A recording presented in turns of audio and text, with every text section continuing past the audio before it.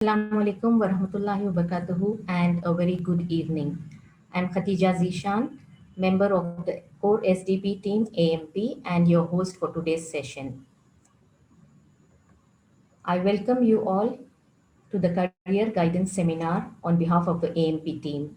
Today's topic is Career in Media and Advertising. Before we start the talk, let's catch a glimpse of what AMP is all about. Let me check if I am not able to. AMP stands for Association of Muslim Professionals Striving for Peace and Progress. AMP is a non-profit organization started in the year 2007, registered in India, USA, UK, and Australia. It has been serving our community in the field of education, employment, and empowerment. It has a vision to positively impact lives of 10 million people by 2030, inshallah. AMP's mission is to serve the underprivileged to benefit the society and nation as a whole. AMP's vision to be a model community which is advanced in education, socially progressive, culturally vibrant, politically influential, and economically dynamic. Some of the prominent achievements of AMP under the School Development Program, 2,800 plus skill development lectures were delivered, connected with more than 800 schools, 281,000 students were benefited, and more than 100 teachers training and parenting workshops were conducted. Employment Assistance Cell organized 360 plus job fairs and job drives, which helped in the employment of 21,000 plus candidates. More than 200 employability trainings were conducted and 17,000 plus degree students were benefited. Scholarships and self-employment, 800 plus higher education scholarships were sponsored, 860 plus towards orphans education. More than 400 families were benefited by this program. AMP's Resource Center has 660 plus career guidance, 660 plus career counselors and 2,500 plus students have been counseled. 50 plus career guidance documents and 1,500 plus career chart distributions can be found. Awards and partnerships, 380 plus renowned educationalists connected and awarded, 50 plus partnerships including state government and 100 plus partner NGOs for various programs.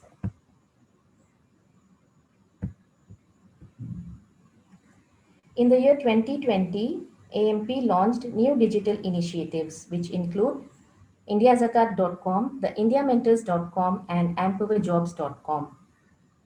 Indiazakat.com is India's first zakat crowdfunding platform where zakat seekers and zakat givers are unified. Its objective is to serve the needy. The indiamentors.com is a mentorship portal for students from different backgrounds to be mentored by esteemed members of the community. Students, you can register at indiamentors.com as mentees. You will be allotted a mentor and they will be guiding you with your studies. It's free.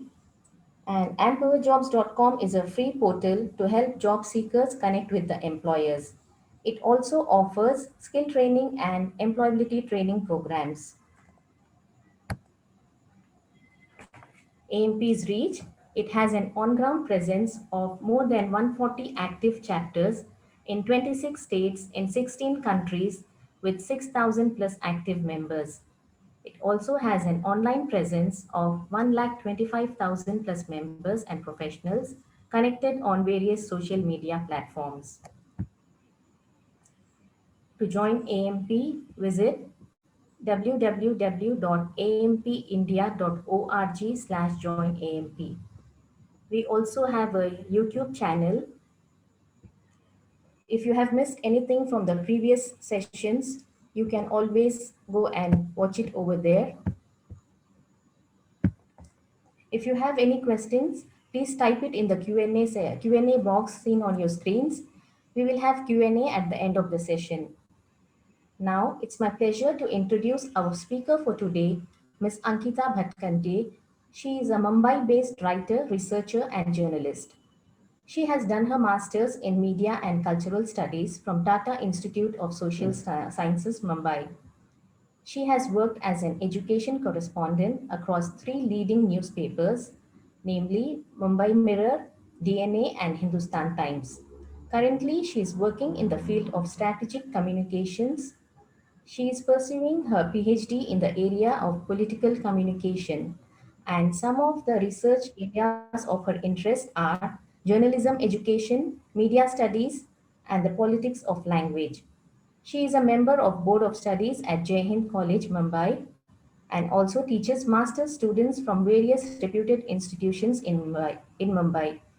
A very hearty welcome to you, ma'am, from the AMP team. Over to you, ma'am. Thank you. Thank you. Thanks, Khatija. Uh, I'll just quickly share my screen. Hi, and a very good afternoon to one and all, to all the students who are present here.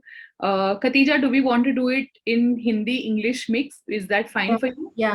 yes, ma'am. Okay okay That's fully fine. सो मेरी actually मेरी हिंदी बहुत खराब है which is why थोड़ा थोड़ा मैं अंग्रेजी बीच में बोलूंगी क्योंकि मैं मुंबई से हूँ तो काफी मुंबई में हम बहुत मतलब जब हम when we were growing up हम बहुत बम्बई हिंदी बोलते आ रहे हैं तो अगर मेरी हिंदी बुरी है तो मुझे प्लीज माफ कर लेना और कुछ डाउट्स है तो ऑब्वियसली Q&A सेशन में हम उनको लेंगे जैसे खतीजा ने एक बहुत अच्छा इंट्रोडक्शन दिया बेसिकली मेरा नाम अंकिता भातखंडे है मैं मुंबई में स्थित हूँ और यहाँ पे ही पली बड़ी हूँ पिछले 10 साल से मीडिया और मीडिया रिलेटेड करियर्स में काम कर रही हूँ मेरी शुरुआत दरअसल हुई Tata institute of social sciences में मैंने मास्टर्स किया मीडिया और कल्चरल स्टडीज में जो 2 साल का फुल टाइम मास्टर्स प्रोग्राम था वहाँ पे हमें बेसिकली जर्नलिज्म के साथ साथ डॉक्यूमेंट्री फिल्म मेकिंग से लेके रिसर्च से लेके राइटिंग और किस तरीके से दुनिया को देखना चाहिए और क्रिटिकल पर्सपेक्टिव्स के बारे में काफी इंट्रोडक्शन हुआ काफी अच्छे बच्चे वहाँ पे आए थे जिन्होंने बहुत मतलब पीयर लर्निंग जो होता है वो बहुत अच्छे से हुआ तो वहां से एक थोड़ा पर्सपेक्टिव मिला कि कैसे और क्या करना चाहिए और मेरा पहले से ही तय था कि मुझे मीडिया में ही करियर करना है मैंने जब मेरी 10th और 12th की एग्जाम पास की तब भी अकॉर्डिंगली ही मैं अपना करियर परस्यू कर रही थी और writing reading talking public speaking ये सब एरियाज मेरे इंटरेस्ट के एरियाज थे हमेशा से ही सो मैंने मेरा BA पॉलिटिकल साइंस में किया मुंबई यूनिवर्सिटी से और वहां पे मुझे यूनिवर्सिटी में गोल्ड मेडल मिला था काफी लोगों ने मुझे तभी पूछा कि अगर आप पॉलिटिकल साइंस कर रहे हो तो आप फिर मीडिया क्यों कर रहे हो आप उसी में MA करके आप पढ़ा क्यों नहीं रहे हो या कुछ और क्यों नहीं कर रहे हो तो एक्चुअली मैंने पॉलिटिकल साइंस में BA इस वजह से किया क्योंकि हमारे यहाँ पे स्पेशली मुंबई में और महाराष्ट्र में और मैंने थोड़ा बहुत स्टडी किया है ऑल ओवर इंडिया जो कोर्सेज मीडिया के अंडर ग्रेजुएशन लेवल पे है वहाँ पे क्या होता है काफी बच्चे जो कॉमर्स और साइंस बैकग्राउंड के हैं वो भी आते हैं तो इसीलिए हर चीज का पॉलिटिकल साइंस हो हिस्ट्री हो सोशियोलॉजी हो हर जो सब्जेक्ट है जो मीडिया के प्रोफेशन के लिए रेलेवेंट है वो हर सब्जेक्ट का बहुत एकदम बेसिक इंट्रोडक्शन दिया जाता है क्योंकि ये बच्चे मैंने जैसे कहा साइंस से भी आते हैं और कॉमर्स से भी आते हैं तो मुझे एक्चुअली एक कोई सब्जेक्ट बहुत डिटेल में पढ़ना था इसीलिए मैंने BA पॉलिटिकल साइंस में पूरे 6 पेपर पॉलिटिकल साइंस के लेके किया और उसके बाद मैंने MA किया TISS से उसके बाद मेरी एक्चुअली करियर शुरू हुई जब मैंने एक्चुअली मेरे इंटर्नशिप के दौरान मैं एक टीवी चैनल के साथ इंटर्नशिप कर रही थी और उसके बाद मुझे रियलाइज हुआ कि मैंने दोनों इंटर्नशिप्स किए मैंने एक न्यूज़पेपर में भी इंटर्नशिप किया मैंने टीवी चैनल में भी इंटर्नशिप किया और मुझे रियलाइज हुआ कि मेरे लिए टीवी मीडिया से अच्छा मुझे प्रिंट मीडिया में बहुत मजा आ रहा है मुझे लिखने में काफी मजा आ रहा है लोगों से बात करने में काफी मजा आ रहा है इसीलिए मैंने एक्चुअली तय कर लिया कि मुझे प्रिंट मीडिया में ही मेरा करियर करना था तो मैंने शुरुआत की मुंबई का एक बहुत पॉपुलर न्यूज़पेपर है मुंबई मिरर वहां से जो टाइम्स ऑफ इंडिया ग्रुप के साथ एसोसिएटेड है जुड़ा है वो न्यूज़पेपर के साथ मैंने कॉरेस्पॉन्डेंट के तौर पे मेरी नौकरी शुरू की और तब से लेके आज तक 3 अलग अलग न्यूज़पेपर्स में काम कर चुकी हूँ। न्यूज़पेपर्स में मेरा सबसे ज़्यादा एरिया ऑफ इंटरेस्ट रहा है एजुकेशन। तो मुझे बहुत खुशी हुई कि आज ये जो फंक्शन है और ये जो इवेंट है, इसमें भी इनिशियली मुझे पता चला कि आपकी ऑर्गेनाइजेशन जो एएमपी है वो काफ़ी एजुकेशन के फील्ड में और स्पेशली एजुकेशन और इंक्लूजन के फील्ड में काम कर रही है कि जो हमारे समाज के अंडर प्रिविलेज्ड या अंडर रिप्रेजेंटेटेड सेक्शन जिन्हें हम कहते हैं वो है, इन्हें एक्चुअली ये सब करियर्स, ये जो नए नए करियर एवेन्यूज है, ये एक्चुअली पता होना बहुत बहुत जरूरी है। क्योंकि मीडिया में अगर आज हम आज देखेंगे तो मेन स्ट्रीम मीडिया में रिप्रेजेंटेशन की बहुत कमी है। एक स्टडी हुआ था CSDS का दिल्ली में, जिसमें पता हुआ था कि 70 to 80% जो मीडिया में लोग काम कर रहे हैं वो बेसिकली कास्ट से बहुत अपर कास्ट के लोग हैं और वो मेल है, यानी मेन है, जो एडिटोरियल कैपेसिटी में काम करे, जो किसी न्यूज़पेपर के मतलब किसी अखबार के या किसी टेलीविजन चैनल के एडिटर है। तो अगर ऐसा इतने साल बाद, फ्रीडम के बाद इतने साल हुए हैं हमें, और अगर ये परिस्थिति है हमारे देश में, तो हमें ऑब्वियसली कुछ करना चाहिए इसके बारे में। और स्टूडेंट्स है तो आप स्टूडेंट्स हो तो आपको ये जरूर सोचना चाहिए कि आप क्या कर सकते हैं ये पिक्चर चेंज करने के लिए। इसीलिए आई थिंक ये टॉपिक एक तो बहुत रेलेवेंट है, इसलिए मैं पहले तो एएमपी को कॉन्ग्रेचुलेट करूंगी। मैं अपनी स्लाइड शुरू करूंगी। मेरे स्लाइड्स के दौरान मैं कोशिश करूंगी कि मेरे एक्सपीरियंसेस और मेरे जो मीडिया के साथ आए हुए अनुभव है, वो रियल टाइम अनुभव जो है वो भी मैं शेयर करूंगी।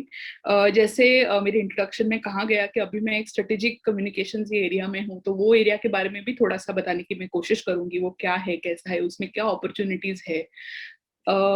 मैं मेरा प्रेजेंटेशन शुरू कर रही हूँ।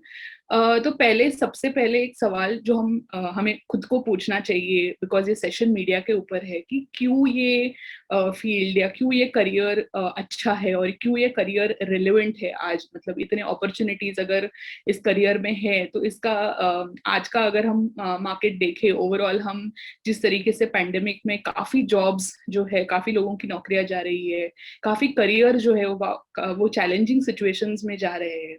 तो हमें ये सोचना चाहिए कि कोई भी करियर हम जब चूज करते हैं, या कुछ भी हमें अपने 10th के बाद, 12th के बाद, ग्रेजुएशन, पोस्ट ग्रेजुएशन के बाद करना है, तो उसमें 2 चीजें होनी चाहिए। एक तो हमें अपना दिन दिन निकालने के लिए या अपना लाइफ अच्छे से जीने के लिए पैसा मिलना चाहिए थोड़ा बहुत, और उसके साथ साथ मजा भी आना चाहिए। वो काम जो हम करते हैं उसके साथ पैशनेट भी हम होने चाहिए।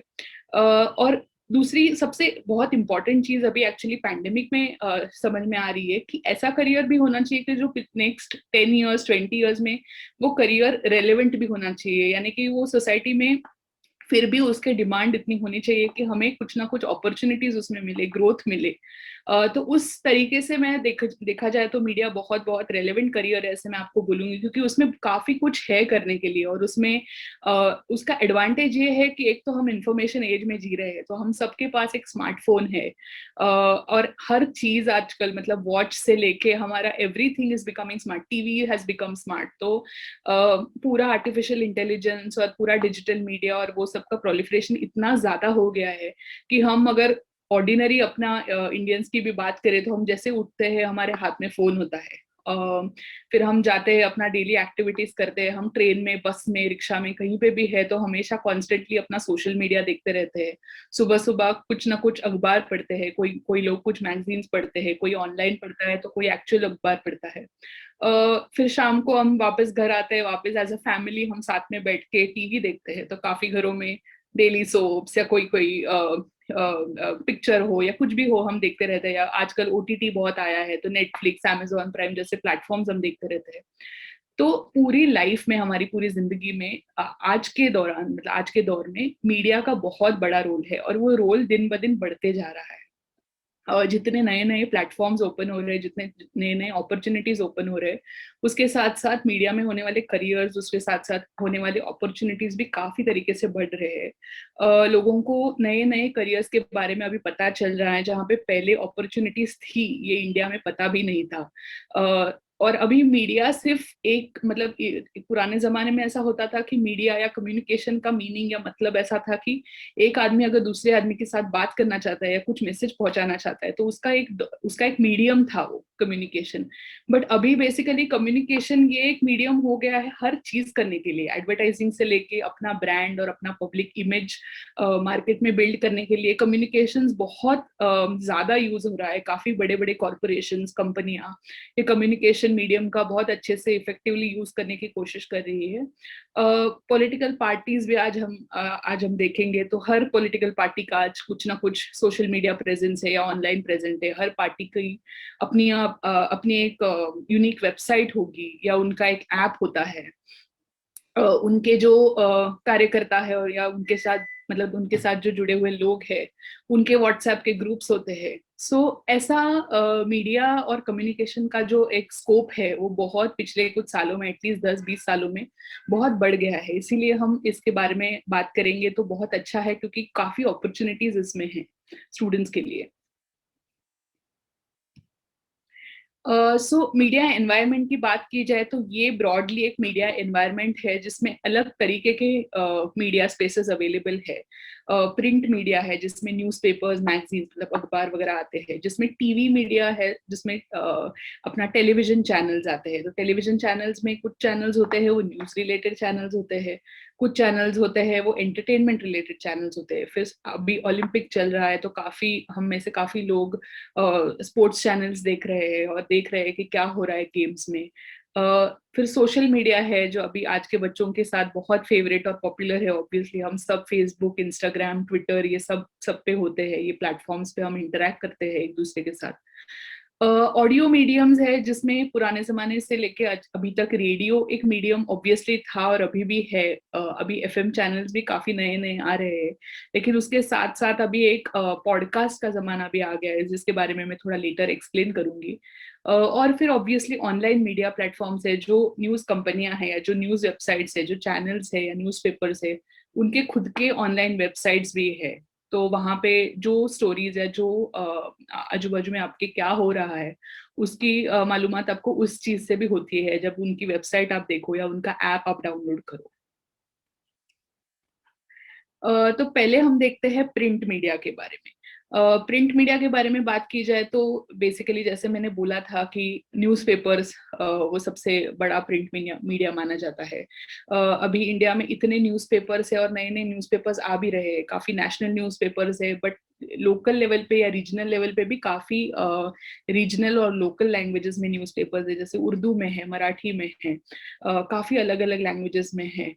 तो ये न्यूज़पेपर्स में करियर अपॉर्चुनिटीज की बात की जाए तो एक तो है कि आप न्यूज़पेपर्स में एज ए जर्नलिस्ट काम कर सकते हो, एक पत्रकार के तौर पे काम कर सकते हो।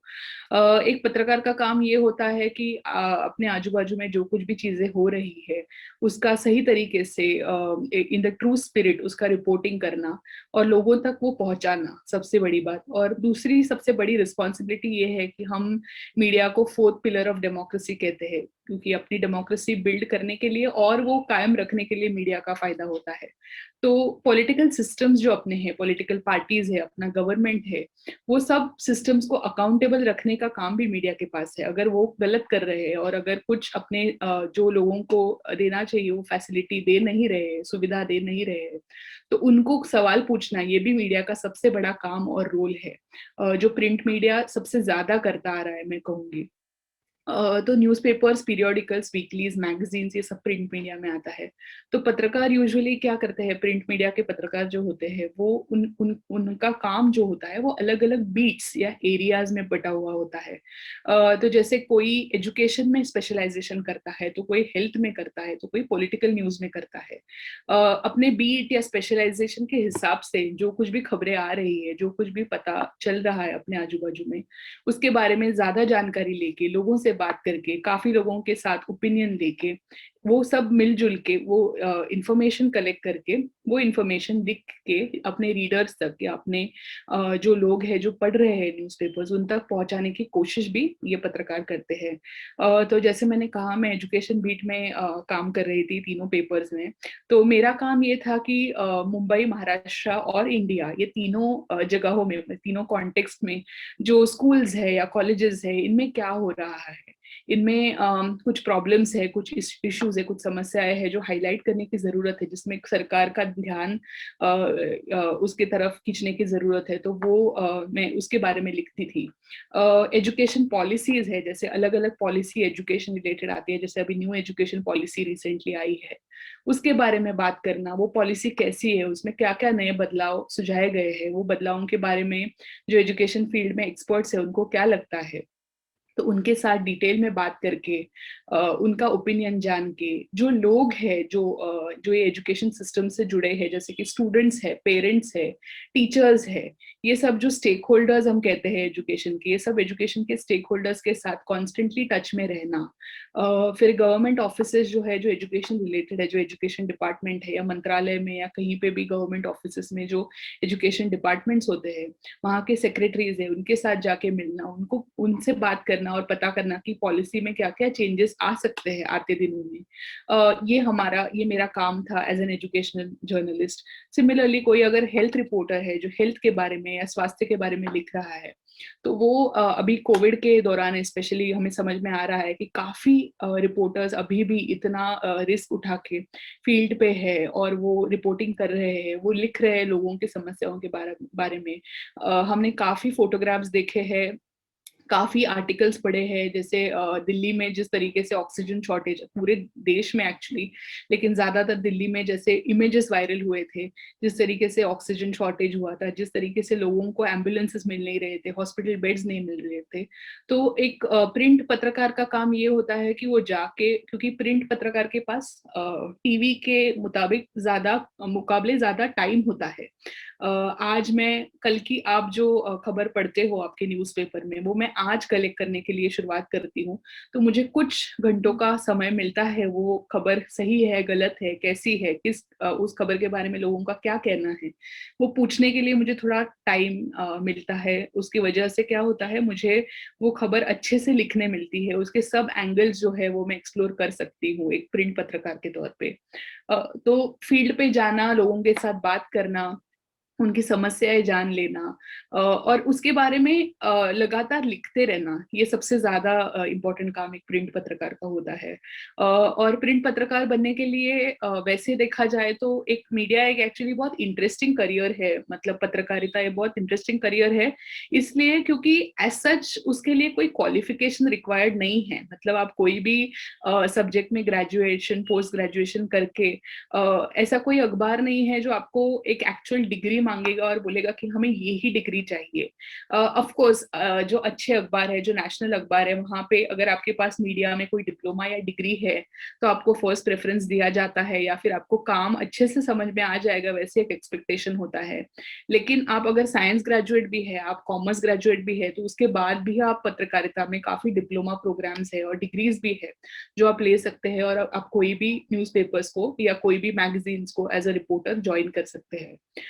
दूसरा एक बहुत इंटरेस्टिंग प्रोफाइल है जो है कॉपी एडिटर का, क्योंकि हम हमेशा अखबार या मीडिया के बारे में जब भी बात करते हैं तो हमारे दिमाग में काफी थोड़ा सा प्रॉब्लमेटिक नोशन भी रहता है, क्योंकि हम पिक्चर में जो देखते हैं, टीवी पे जो देखते हैं, जैसे जिस तरीके से पत्रकार बर्ताव करते हैं, वो डायरेक्टली जाके कहीं भी कुछ भी हो रहा है तो माइक लेके खड़े हो जाते हैं और बात करना शुरू कर देते हैं या फिर सवाल पूछना शुरू कर देते हैं, तो वो थोड़ा अंडरस्टैंडिंग पत्रकारों के बारे में थोड़ा प्रॉब्लमैटिक है, ऐसे मैं कहूंगी।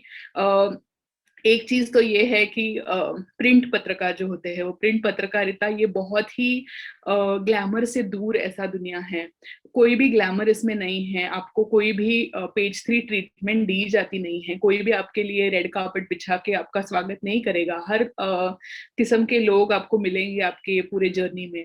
और जब आप जाओगे बाहर फील्ड पे जाओगे तो आपको समझ में आ जाएगा कि काफी नए नए चैलेंजेस आपको एवरीडे फेस करने पड़ेंगे, जिसका प्रिपरेशन सिर्फ आपके पास होगा जब आप फील्ड पे जाओगे। कोई आपको घर पे पढ़ा के, जैसे अभी सीए है या फिर कोई भी डॉक्टर है, इंजीनियर है, तो एक सेट होता है प्रैक्टिसेस का कि ये प्रैक्टिसेस से अगर ये हुआ तो आपको ये करना है, वो हुआ तो वो करना है, ये मेडिसिन देना है। वैसे जर्नलिज्म में ऐसा कोई सेट प्रैक्टिस नहीं है। आपको परिस्थिति के अनुसार आपका प्रेजेंस ऑफ माइंड यूज करके, कभी कभी आपके सोशल स्किल्स यूज करके, लोगों के साथ जिस तरीके से आप बात करते हो, जिस तरीके से आप पोलाइटली लोगों को कन्विंस कर सकते हो, उस हिसाब से आपको जैसे जैसे सिचुएशन आती है वैसे वैसे काम करना पड़ता है। दूसरा एक सबसे बड़ा नोशन, जैसे मैंने कहा पत्रकारों के बारे में, ऐसा है कि सिर्फ जो ग्राउंड पे जाते हैं और सिर्फ जो स्टोरीज लाते हैं या खबरें लाते हैं वो ही एक करियर होता है पत्रकारिता में। तो ये बहुत झूठ है, और ये मतलब इसके अलावा भी काफी करियर्स है जो न्यूज़पेपर्स में या प्रिंट मीडिया में अवेलेबल है।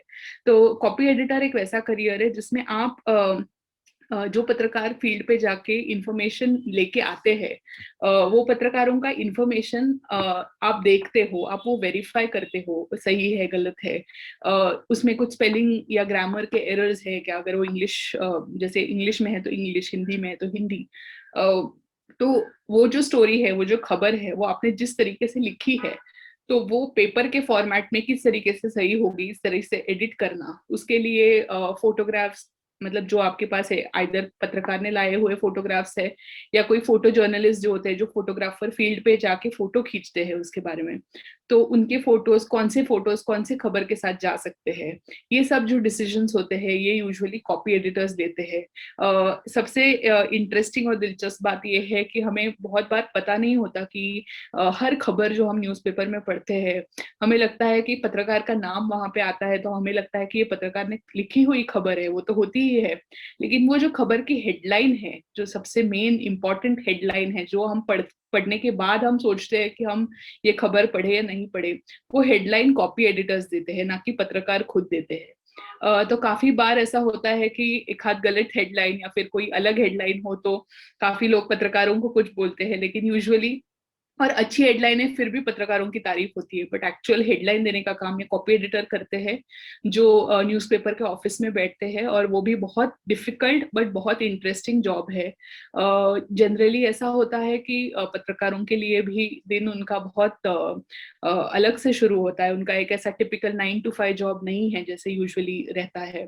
11-12 बजे के आसपास दिन शुरू होता है, जब आप जाते हो, इधर गवर्नमेंट ऑफिस में जाते हो या लोगों से मिलने जाते हो या किसी स्पॉट पे जाते हो, और उसके बाद दोपहर के टाइम अराउंड 4-5 बजे तक, जब दिन ऑलमोस्ट खत्म हो रहा है, जब आपकी खबरें ऑलरेडी मिल गई है, तब आप ऑफिस जाके, आपके न्यूज़पेपर के ऑफिस में जाके वो खबरें टाइप करके भेज देते हो लोगों को इन द सेंस आपके ऑर्गेनाइजेशन के लोगों को, ताकि वो कॉपी एडिटर फिर आपके कॉपी पे काम करेगा। तो कॉपी एडिटर का काम टेक्निकली जहाँ मतलब यहाँ से शुरू होता है जहाँ पे पत्रकार का काम खत्म होता है। तो यूजुअली कॉपी एडिटर्स का काम बहुत लेट शुरू होता है, 5-5:30 बजे तक, बजे से, और बहुत रात तक चलता है, 2-3 बजे, तब तक पेपर प्रिंटिंग के लिए नहीं जाता है, जब तक वो फाइनल कॉपी पेपर की देख के उसमें कुछ सुझाव है या उसमें कुछ मिस्टेक्स है वो सब फाइनलाइज नहीं होता है, तब तक कॉपी एडिटर्स अपना काम खत्म नहीं कर सकते। कोई भी फेस्टिवल्स या कोई भी संडे जैसे दिनों में उनको छुट्टी नहीं होती, बट फिर भी वो बहुत बहुत इंटरेस्टिंग और बहुत एक्साइटिंग काम है, क्योंकि आप जब एक न्यूज रूम में होते हो तब काफी चीजें जो आपके आजू बाजू में हो रही है उसमें आपको फर्स्ट हैंड पता चलता है कि क्या हो रहा है। और दूसरी चीज ये भी है कि एवरी डे जब आप उठते हो, एक नए दिन की शुरुआत करते हो, तो आपको लगता है कि आज मैं कुछ अलग करने वाला हूँ या करने वाली हूँ। तो ये इसीलिए काफी एक प्रिंट मीडिया का करियर स्पेशली इंटरेस्टिंग है, क्योंकि आपको लिखने भी मिलता है और आपको थोड़ा टाइम भी मिलता है लोगों के साथ बात करने का, और एक खबर के साथ आपको उतना प्रेशर नहीं है जल्दी वो खबर भेजने का बाहर ऑडियंस के साथ, तो आप थोड़ा टाइम ले सकते हो, खबर का क्रॉस चेक कर सकते हो, उसका वेरीफाई कर सकते हो, और उसके बाद ही आप वो भेज सकते हो। तो काफी नेशनल न्यूज़पेपर्स है जैसे times of India, Hindustan times, Indian express, Hindu, जिसमें बैचलर्स या मास्टर्स कोर्स किए हुए बच्चों को काफी जॉब्स मिलते हैं। जैसे मैंने कहा कि काफी बच्चे, इनफैक्ट मैं भी जैसे पत्रकार के तौर पे जब काम कर रही थी तब मेरे साथ जो मेरे कॉलीग्स थे, काफी कॉलीग्स इंजीनियरिंग बैकग्राउंड से आए थे या काफी कॉलीग्स कॉमर्स बैकग्राउंड से आए थे, जिनको उनके ग्रेजुएशन ग्रेजुएशन के बाद शायद पता चला कि मुझे जो मैं करियर करने का सोच रहा हूँ या सोच रही हूँ वो नहीं करना है, या फिर मुझे कुछ एक्साइटिंग करना है और ऐसा करना है कि जो सोसाइटी के लिए कॉन्ट्रीब्यूटरी हो। तो उन्होंने उसके बाद फिर कुछ प्रिंट या टीवी या कुछ भी मीडिया रिलेटेड डिप्लोमा या कोर्स किया, और उसके बाद उनको बेसिकली एक अखबार में नौकरी मिली। मीडिया में इन जनरल और प्रिंट मीडिया में पर्टिकुलरली आपको अगर काम करना है तो आप कैसे दिखते हो इससे ज्यादा अच्छा आप किस तरीके से लिख सकते हो, आप किस तरीके से लोगों के साथ बात कर सकते हो, ये सबसे इम्पोर्टेंट है। टीवी का थोड़ा सा लुक्स का रिक्वायरमेंट होता है क्योंकि टीवी पे थोड़ा आपको प्रेजेंटेबल दिखना होता है, लेकिन प्रिंट मीडिया में वैसा कोई रिक्वायरमेंट नहीं है। आपका लैंग्वेज भी, अगर आप इंग्लिश न्यूज़पेपर में काम कर रहे हो तो ऑफकोर्स आप अच्छे से इंग्लिश बोलना लिखना आपको आना चाहिए, but at the same time सिर्फ आपके इंग्लिश के ऊपर आपको कोई जज नहीं करता है, बल्कि आप जिस तरीके से वो खबरें लाते हो, जिस तरीके से लोगों के साथ बात कर सकते हो, उस तरीके से आपको जज किया जाता है। क्योंकि जैसे मैंने कहा, खबरें लाना ये पत्रकार का काम है, वो लिख के अच्छे से मतलब एडिट करना वो कॉपी एडिटर का काम है। तो काफी फिल्टर्स उसके बाद रहते हैं, तो कॉपी एडिटर की एडिट की हुई खबर वापस एडिटर्स भी देख लेते हैं। तो अगर लैंग्वेज में थोड़ी बहुत यहाँ वहां गलती हो गई तो भी फिर भी ठीक है, बट जिस तरीके से आपको खबर लाते हो, जिस तरीके से आप आपका लोगों के प्रति बर्ताव है, वो सब अगर अच्छा नहीं है तो प्रिंट मीडिया में थोड़ा डिफिकल्ट है करियर करना। उसके अलावा एक बहुत इंटरेस्टिंग करियर प्रिंट मीडिया में ये भी है कि कॉलमनिस्ट का करियर, जो काफी न्यूज़पेपर्स में और काफी मैगजीन्स में वीकली या मंथली कॉलम्स होते हैं जिसमें कुछ काफी लोग कंट्रीब्यूट करते हैं, जैसे एजुकेशन रिलेटेड होते हैं, हेल्थ रिलेटेड होते हैं, पॉलिटिक्स रिलेटेड होते हैं। तो यूजुअली ये कॉलमनिस्ट बनने के लिए ऐसा कुछ क्वालिफिकेशन नहीं है, बट यूजुअली जो लोग उसमें के जानकार माने जाते हैं, काफी साल उन्होंने वो एरिया में काम किया है, वैसे लोग कॉलमनिस्ट के तौर पे उस पर लिखते हैं, और काफी लोग उसको उन लोगों को पढ़ते हैं, और वो कॉलमनिस्ट को न्यूज़पेपर्स या मैगजीन्स एक कॉम्पनसेशन देते हैं, मॉनिटरी कॉम्पनसेशन। तो वो भी एक बहुत अच्छा एवेन्यू है। एक बार आप किसी भी एरिया में, किसी भी फील्ड में आप एक्सपर्ट हो जाते हो तो उसके बारे में आप लिख सकते हो, और लोग आपका लिखा हुआ काफी पढ़ते हैं। और आजकल सोशल मीडिया की वजह से और काफी ऑनलाइन प्लेटफॉर्म्स की वजह से लोग इजीली वो शेयर भी करते हैं जो आप लिखते हो।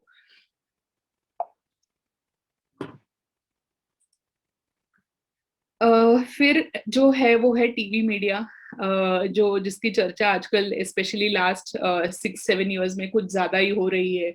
जिस तरीके से हम रोज टीवी ऑन करते हैं तो हमारे एंकर्स और हमारे जो पार्टिसिपेंट्स होते हैं, जो पैनल डिस्कशंस के, बहुत एक दूसरे पे चिल्लम चिल्ली हो रही होती है। तो वो उस वजह से हमें बहुत बार ऐसा लगता है ऑडियंस के तौर पे कि ये ही टीवी मीडिया है और ये ही एक्चुअल टेलीविजन है। तो अनफॉर्चुनेटली ऐसा नहीं है।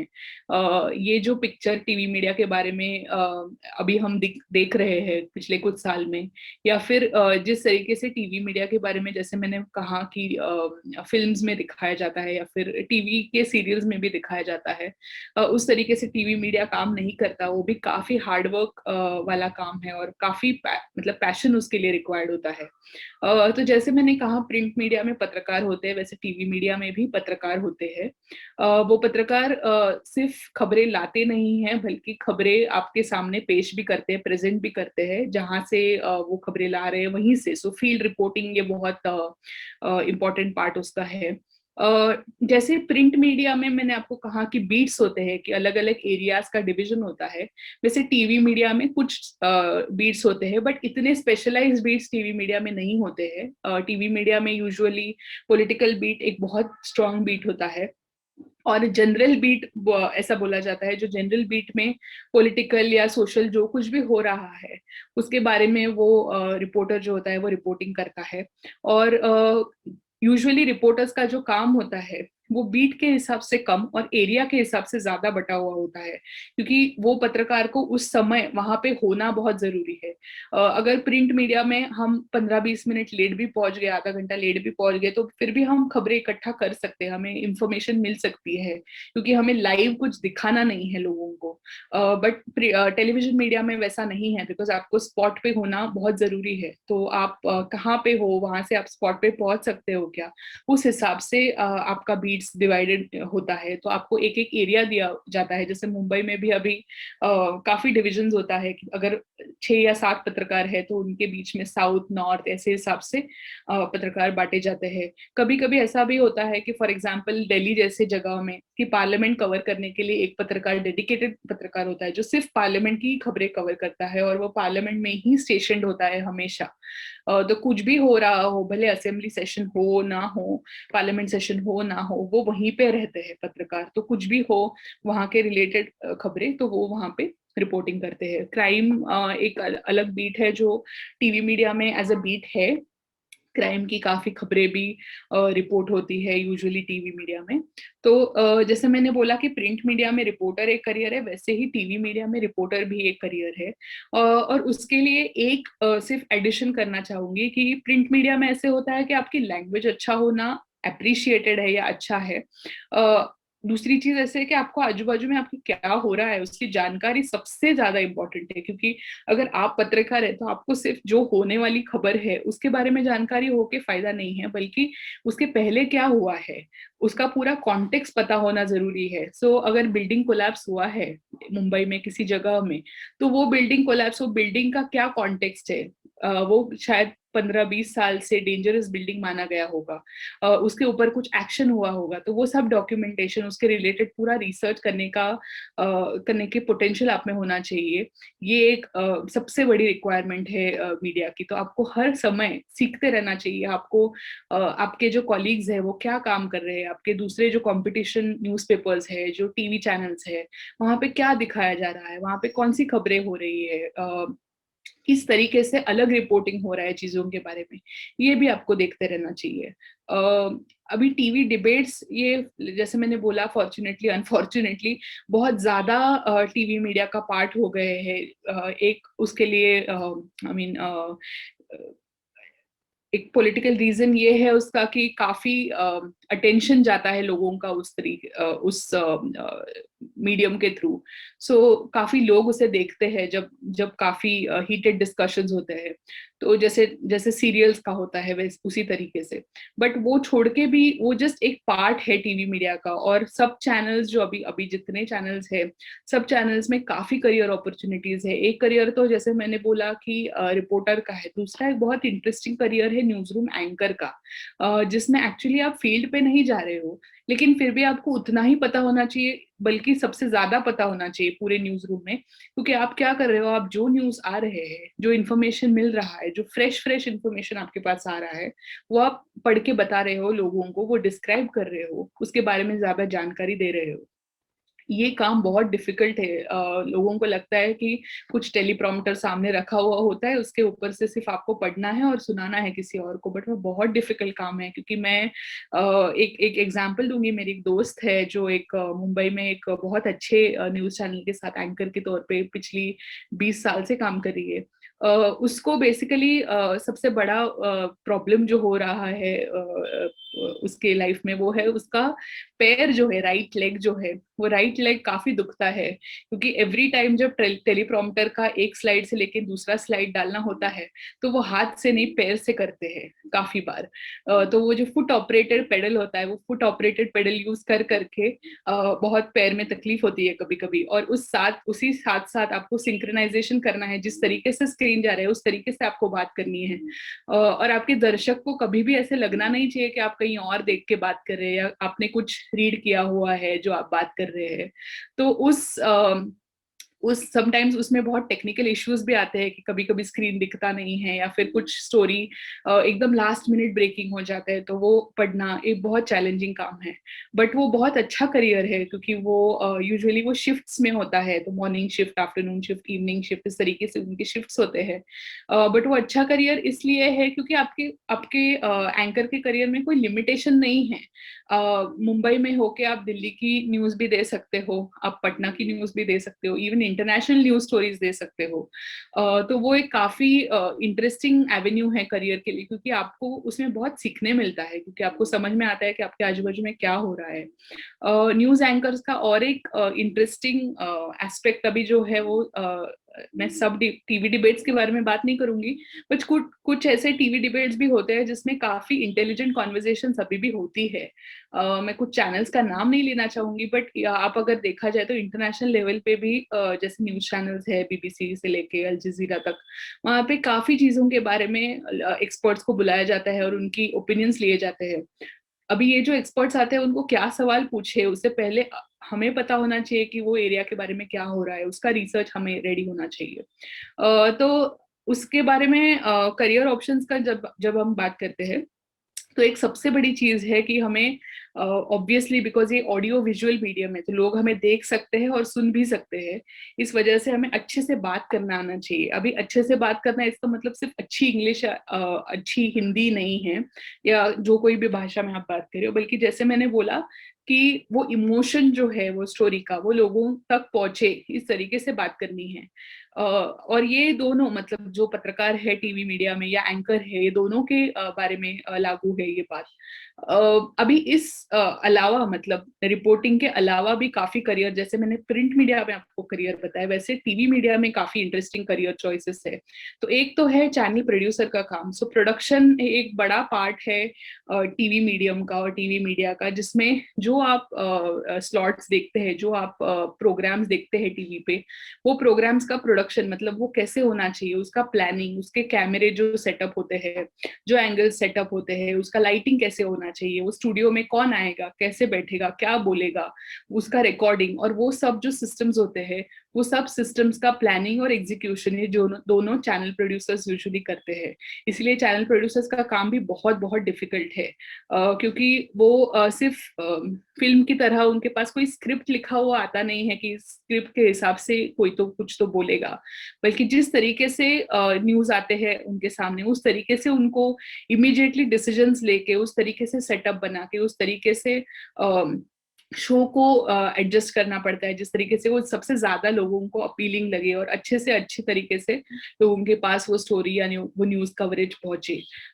दूसरा ये है कि प्रोडक्शन मैनेजर, जैसे मैंने कहा, उसमें काफी चीजें और भी आती है, जैसे कि जब भी एंकर्स बात कर रहे हैं तो बात करते समय स्क्रीन पे कुछ विजुअल्स आ रहे हैं, तो वो विजुअल्स कौन से होने चाहिए, वो कैसे होने चाहिए, उससे लेके वो चॉइस करने से लेके वो विजुअल्स एक्चुअली वो तभी स्क्रीन पे दिखे, या फिर नीचे जो हम यूजुअली टीवी चैनल्स देखते हैं तब टिकर जो दिखता है, जैसे कुछ कुछ हो रही है चीजें और खबरें वो नीचे से जाती हुई दिखती है, वो टिकर कैसे अरेंज होना चाहिए, या वो कब जाएगा, कहाँ से जाएगा, ये सब जो अरेंजमेंट है, काफी बार ऐसा होता है कि एंकर का कभी चेहरा हम देखते हैं, इमिडिएटली हम शॉर्ट चेंज होके हम देखते हैं कि किसी हादसे का या किसी दुर्घटना का फोटो या वीडियो चल रहा है, इमिडिएटली वापस वो कैमरा एंकर पे आ जाता है। तो ये सब जो बहुत डिफिकल्ट काम है, और बिकॉज ये लाइव होता है सब कुछ, इसके बीच में बहुत कम समय होता है, इसके बीच में बहुत कम टाइम होता है, ड्यूरेशन, तो इसीलिए मैनेजर, प्रोडक्शन मैनेजर, इसका काम बहुत बहुत डिफिकल्ट है।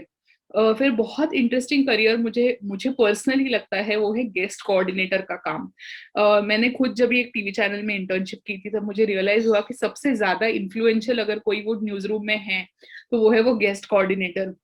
अभी देखा जाए तो गेस्ट कोऑर्डिनेटर का काम ये है कि जो जो गेस्ट वो टीवी चैनल पे आ रहे हैं, डिबेट्स में पार्टिसिपेट कर रहे हैं या फिर उनकी बाइट दे रहे हैं या कुछ भी ओपिनियन दे रहे हैं, उनके साथ कम्युनिकेट करना और उनको इधर चैनल पे बुलाना, उनको वो टॉपिक के बारे में बात करना, और जो टॉपिक है उस टॉपिक के लिए कौन से गेस्ट ज्यादा अच्छे रहेंगे ये डिसीजन लेना और ये बताना रिपोर्टर्स को या एंकर्स को, तो उस तरीके से उनका काम होता है। बट वो काम इसलिए इंटरेस्टिंग है क्योंकि जितने गेस्ट आपके पास आते हैं, जितने बहुत बड़े बड़े व्यक्ति जो पॉलिटिकल है, फाइनेंशियल फील्ड में है, बिजनेस फील्ड में है, एंटरटेनमेंट में है, जितने जितने व्यक्ति आते हैं उन सबके साथ आप बहुत क्लोजली इंटरेक्ट करते हैं। आप उस वजह से क्या होता है, बिकॉज आप वो गेस्ट को बताते हैं कि ये पैनल किस बारे में होने वाला है, इसका कॉन्टेक्स्ट क्या है, क्या चर्चा होने वाली है और आपको कैसे पार्टिसिपेट करना है, तभी आपका भी बहुत अंडरस्टैंडिंग और नॉलेज वो इशू के बारे में बढ़ता है। तो वो बहुत एक इंटरेस्टिंग करियर मुझे लगता है। दूसरा, जैसे मैंने बोला, एक वीडियो एडिटर ये करियर है। तो वीडियो एडिटर्स यूजुअली क्या करते हैं, तो वो जो वीडियो, सो जैसे कैमरा पर्सन होता है जो प्रिंट और टीवी दोनों में होता है, उनको यूजुअली वीडियो जर्नलिस्ट भी बोलते हैं, क्योंकि वो सिर्फ वीडियो निकालते नहीं है बट वो एक तरीके से जर्नलिस्ट भी है, क्योंकि वो बहुत स्मार्टली देखते हैं कि कौन सी स्टोरी, मतलब कौन सी स्टोरी में क्या पोटेंशियल है वीडियो लेने के लिए। तो वो जब वीडियो का फुटेज लेके आते हैं न्यूज रूम में, तब वो फुटेज बहुत ही रॉ तरीके का होता है। वो फुटेज लंबा लंबा फुटेज होता है, जैसे आधा घंटा 1 घंटा। अभी उसमें से क्या शॉट्स लेने हैं और वो शॉट्स जो डिसाइड किए हैं लेने हैं, वो कट करना, वो एडिट करना, अलग अलग सॉफ्टवेयर, जैसे फाइनल कट को एक सॉफ्टवेयर है, एडोब प्रीमियर एक सॉफ्टवेयर है, वैसे सॉफ्टवेयर की मदद से वो कट करना और वो सब चीजें एक साथ जोड़ना और लोगों को प्रेजेंट करना, ये बेसिकली वीडियो एडिटर्स का काम होता है, जो भी बहुत इंपॉर्टेंट और बहुत एसेंशियल करियर ऑप्शन है।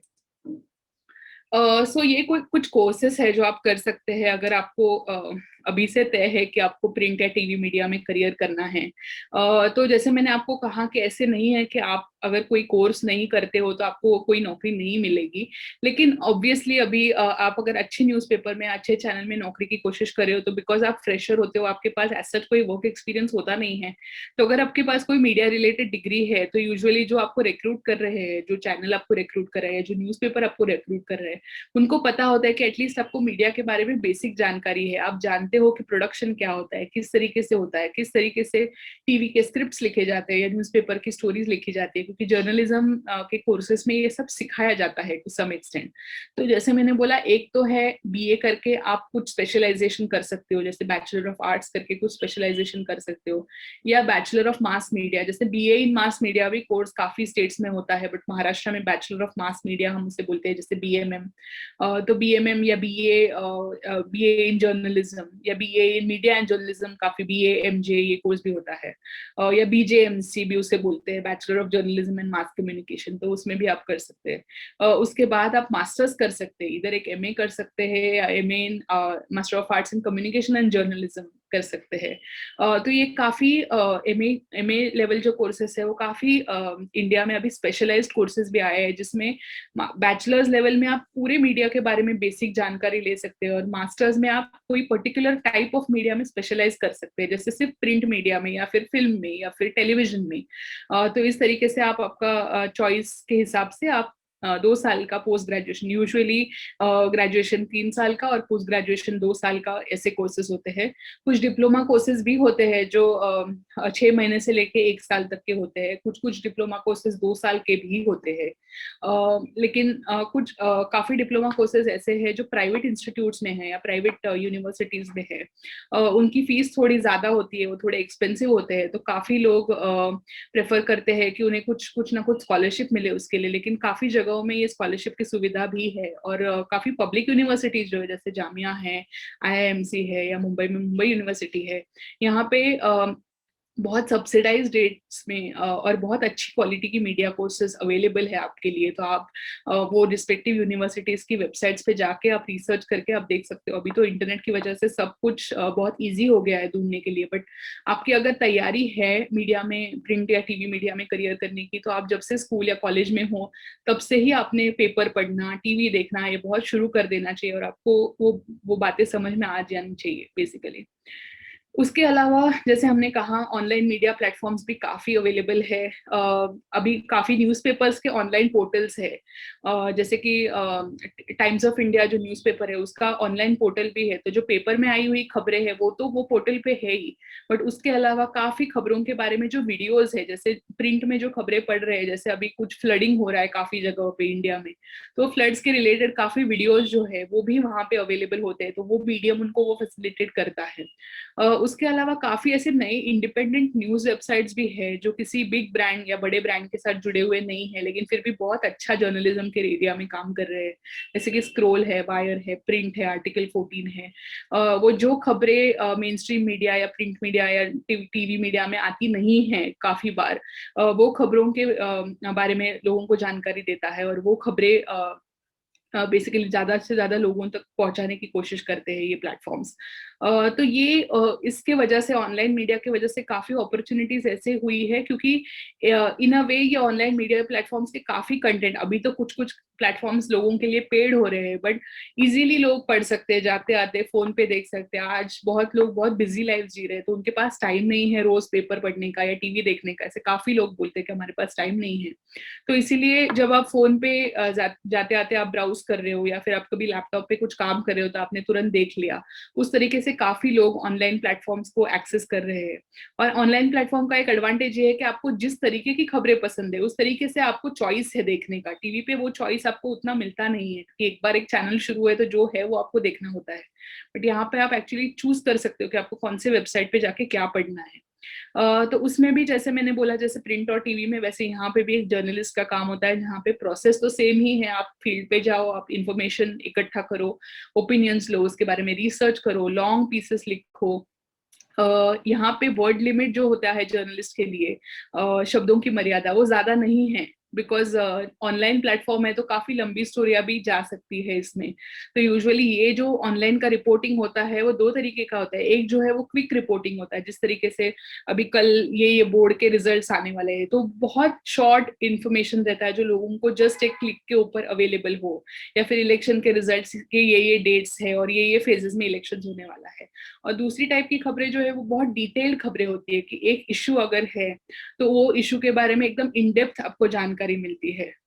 तो जैसे काफी इश्यूज अभी अपने देश में चल रहे हैं, जैसे कोविड है तो कोविड रिलेटेड काफी रिसर्च हुआ है कुछ, तो वो रिसर्च के ऊपर लॉन्ग पीसेस हो सकते हैं जर्नलिज्म के, तो वो वेबसाइट्स पे आप पढ़ सकते हैं। फिर ऑनलाइन कंटेंट क्रिएटर, जैसे मैंने आपको बोला, ऑनलाइन के लिए अलग अलग तरीके का कंटेंट आप क्रिएट कर सकते हो। तो एक तो है टेक्स्ट कंटेंट, जो है जैसे मैंने आपको बोला छोटी छोटी खबरें डालना वहां पे।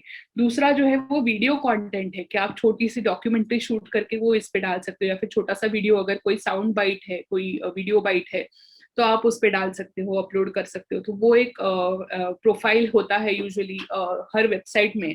तो हर बड़े पब्लिकेशंस के जो वेबसाइट्स होते हैं, जो टाइम्स ऑफ इंडिया है, हिंदुस्तान टाइम्स है, हिंदू है, ये सब न्यूज़पेपर्स है, इन न्यूज़पेपर्स के वेबसाइट्स के लिए ये काफी इंपॉर्टेंट रोल है वीडियो क्रिएटर और एडिटर का, जिसमें आप खबरों से रिलेटेड जो वीडियोज होते हैं वो लेके आते हैं और वो एडिट करके लोगों के सामने अच्छी तरीके से मिक्स और मैच करके, उसमें काफी बार टाइटल सब टाइटल्स भी होते हैं, उसके साथ आप प्रेजेंट करते हो। जैसे मैंने बोला ऑनलाइन कॉपी एडिटर, जैसे प्रिंट में रिपोर्टर ने जो दी हुई खबर है वो थोड़ी सी एडिट होती है, उस तरीके से डिजिटल में भी जो खबरें ऑलरेडी आई है, काफी बार ऐसा होता है कि प्रेस रिलीज कहीं से आती है कि हमारे यहाँ पे ये इवेंट हुआ या हमारे यहाँ पे ये घटना घटी, तो वो रिलीज जो है वो लोगों को समझ में आए ऐसी भाषा में लिखना या एडिट करना या संक्षिप्त स्वरूप में उनके सामने लाना, ये उनका काम होता है। तो ये ऑनलाइन कॉपी एडिटर का भी एक पोजीशन यूजुअली अवेलेबल होता है। और एक सबसे नया अभी पोजीशन या रोल अभी ऑनलाइन मीडिया प्लेटफॉर्म्स में आया है, वो है फैक्ट चेकर का रोल। क्योंकि जैसे मैंने बोला कि ये बहुत इजीली अवेलेबल हो गया है मीडिया हमारे लिए, बट उसके साथ एक सबसे बड़ा रिस्क ये है कि कुछ भी चीज आजकल ऑनलाइन या सोशल मीडिया प्लेटफॉर्म्स पे इजीली सर्कुलेट हो जाती है। काफी बार फेक न्यूज भी बहुत होते हैं, तो वो फेक न्यूज या जो खबरें सही नहीं है, जिस तरीके से वो खबरें लिखी गई है, अगर किसी समूह या किसी लोगों के भावनाओं को चोट पहुंचाने वाली खबर है, तो वो खबर कैसे फिल्टर की जाए, वो खबर कैसे विदाउट वेरिफिकेशन या चेक किए बिना बाहर ना जाए, उसलिए बेसिकली फैक्ट चेकर्स एक पोस्ट होता है, जो जो लोग एक करियर है, जो लोग एक न्यूज़पेपर में या एक ऑनलाइन मीडिया प्लेटफॉर्म्स में, ये सबसे ज्यादा ऑनलाइन मीडिया प्लेटफॉर्म्स में है, बैठ के हर खबर जो आ रही है वो खबर का प्रूफ, जो एविडेंस है, ऑनलाइन एविडेंस, वो चेक करके बताते हैं कि ये खबर सही है या गलत है। तो काफी बार फोटोज होते हैं, डॉक्टर्ड वीडियो होते हैं, डॉक्टर्ड फोटोज होते हैं, वो कैरी ना हो अपने प्लेटफॉर्म से, इसलिए ये फैक्ट चेकर्स को अपॉइंट किया जाता है। सोशल मीडिया प्लेटफॉर्म्स, जैसे मैंने कहा सोशल मीडिया हम सब यूज करते हैं, हम फेसबुक यूज करते हैं, ट्विटर यूज करते हैं, इंस्टाग्राम यूज करते हैं एवरीडे। हमें सिर्फ लगता है कि यूजुअली अपना पर्सनल जो हमारे लाइफ के अपडेट्स है वो देने के लिए एक दूसरे के लिए हम ये प्लेटफॉर्म्स यूज करते हैं, बट इसमें एक्चुअली बहुत ज्यादा एम्प्लॉयमेंट पोटेंशियल पिछले 5-10 सालों में क्रिएट हुआ है, क्योंकि काफी लोग ये प्लेटफॉर्म्स एक्सेस करें, इसीलिए इसमें होने वाले अपॉर्चुनिटीज भी काफी बढ़ रहे हैं, क्योंकि इसमें इसका होने वाला मार्केट बहुत बढ़ गया है। तो एक सबसे बड़ा इंटरेस्टिंग पार्ट ये है कि काफी ब्रांड्स जो मार्केट में हैं, जैसे क्रीम्स है, जैसे बिस्किट्स है, जैसे बड़े कॉर्पोरेट्स है जिसमें एजुकेशनल इंस्टीट्यूट्स आते हैं, मेडिकल इंस्टीट्यूट्स आते हैं, बड़े बड़े फाइनेंस कंपनीज आते हैं, वो सब बेसिकली अपना अपना सोशल मीडिया पे जो प्रेजेंस है, अपना जो ट्विटर पेज है, फेसबुक पेज है, उसके ऊपर हम जो काम कर रहे हैं, वो जो ऑर्गेनाइजेशन काम कर रहा है, वो काम उस पर रिफ्लेक्ट होना चाहिए, उसके फोटोज वीडियोज हमेशा अपडेटेड होने चाहिए, इसलिए बहुत कोशिश करता है। तो इस वजह से क्या हो रहा है कि इसमें अपॉर्चुनिटी, जैसे मैंने कहा, वो बहुत ज्यादा बढ़ गई है। तो इसलिए कंटेंट राइटर की तौर पे आप काम कर सकते हैं, जिसमें बेसिकली काफी एजेंसीज ऐसे हैं जो काफी कॉर्पोरेट्स के लिए या काफी अदर ऑर्गेनाइजेशंस के लिए कंटेंट बना के दे देती है उन्हें। क्योंकि आज ऐसा है कि ये बड़े कॉर्पोरेशंस या बड़ी कंपनियां जो है वो उतना इन्वेस्ट करने के लिए रेडी है अपने ब्रांड को बिल्ड करने के लिए, क्योंकि अल्टीमेटली क्या होता है, जब तक लोग उनके बारे में पढ़ेंगे नहीं, जब लोग देखेंगे नहीं उनके बारे में, तब तक उनका बिजनेस ग्रो नहीं करेगा, which is why they are using social media very very effectively and efficiently. तो इसलिए उसमें अपॉर्चुनिटीज बहुत बढ़ रहे हैं। तो आप कंटेंट राइटर हो सकते हो, आप ब्रांड मैनेजर के तौर पे काम कर सकते हो, एक कोई ब्रांड किस तरीके से उस ब्रांड को अपलिफ्ट करना चाहिए। तो हमने मतलब रिसेंटली बहुत सारे एग्जांपल्स हुए, जैसे टाटा टी के एड्स है, सर्फ एक्सेल के एड्स है, तो सोशल इश्यूज के अराउंड किस तरीके से कैंपेन्स बनाएंगे। तो ऑब्वियसली वो एड्स बनाने का काम तो एडवर्टाइजिंग में आता है, जिस तरीके से आप एड्स बनाते हो, बट वो सोशल मीडिया के ऑडियंस के हिसाब से, सोशल मीडिया पे जो लोगों की टेस्ट है, इंटरेस्ट है, जिस तरीके से ट्रेंड्स चल रहे हैं, उस तरीके से हम अपना कंटेंट बेसिकली बना के लोगों को दे, ताकि लोगों को लगे कि ये प्रोडक्ट या ये चीज को सब्सक्राइब करना चाहिए, खरीदना चाहिए, या फिर ये प्रोडक्ट या ये ब्रांड अच्छा है, भले वो प्रोडक्ट है या कोई सर्विस है।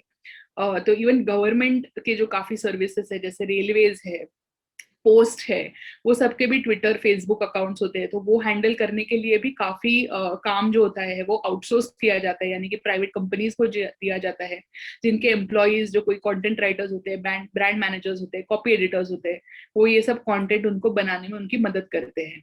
और एक बहुत इंटरेस्टिंग करियर ऐसा हुआ है कि एसईओ राइटर जिसे बोलते हैं, जिसे सर्च इंजन ऑप्टिमाइजेशन, एसईओ। तो एसईओ का मतलब ये है कि हम जब भी कुछ भी चीज गूगल करते हैं, जैसे अभी फॉर एग्जांपल मैंने बेस्ट पिज्जा आउटलेट इन मुंबई अगर मैंने गूगल किया, तो मुझे जो जवाब आता है वो नेसेसरीली बेस्ट ही होता है ऐसे नहीं है, बट कुछ चीजें, कुछ आउटलेट्स मुझे हमेशा पहली दिखती है जब भी मैं कुछ भी चीज गूगल करती हूँ। तो हर कंपनी या हर ब्रांड ये चाहता है कि हमारा नाम कुछ भी रिलेटेड सर्च हो तो सबसे पहला आए, इसलिए कंपनीज बहुत इन्वेस्टमेंट्स करते हैं और काफी उसमें एफर्ट्स डालते हैं। तो यूजुअली एसईओ इस तरीके से काम करता है कि हमारा जो ब्रांड है, हमारा जो प्रोडक्ट है, वो प्रोडक्ट को हम किस तरीके से ऐसे इस तरीके से लिखे उसका कंटेंट कि एवरी टाइम कोई भी हमारे बारे में गूगल सर्च करता है या कहीं पे भी सर्च करता है तो हमारा ब्रांड सबसे पहले दिखे और ज्यादा प्रोमिनेंटली लोगों के सामने आए। तो वो एसईओ रिलेटेड करियर्स भी काफी है।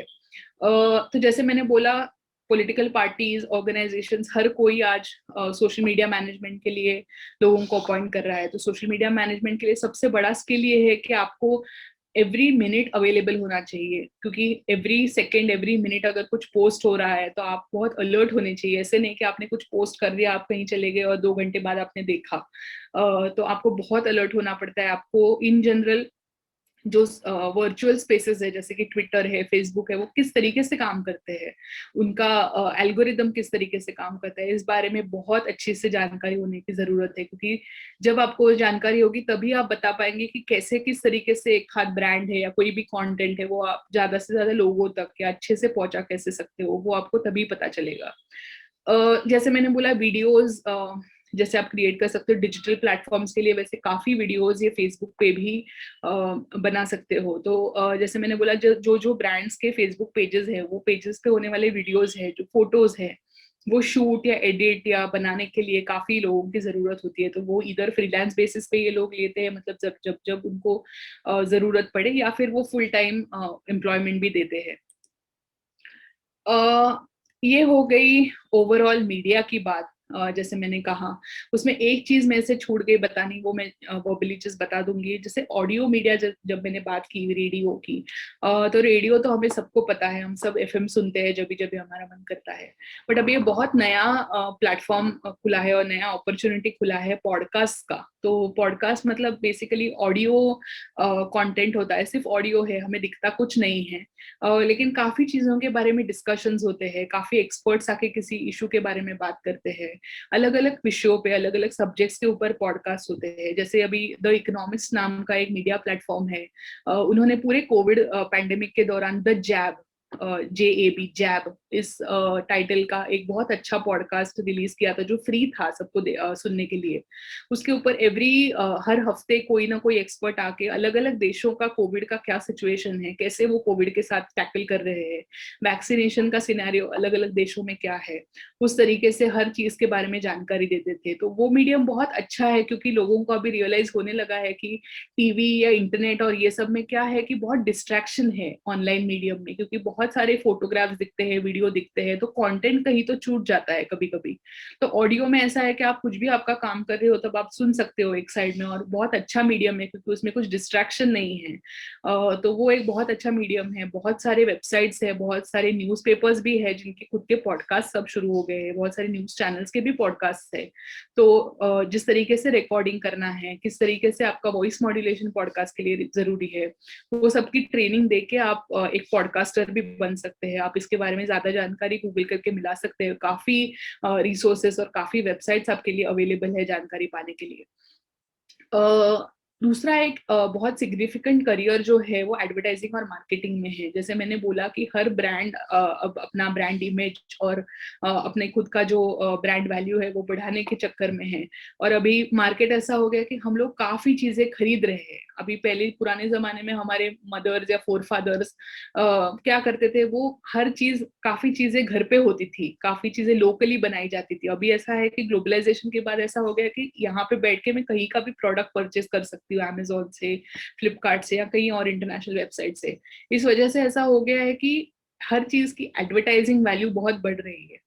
तो न्यूज़पेपर एडवर्टाइजमेंट तो हम काफी सालों से देखते आ रहे हैं, बहुत पुराने जमाने से न्यूज़पेपर एडवर्टाइजमेंट चलते आ रहे हैं।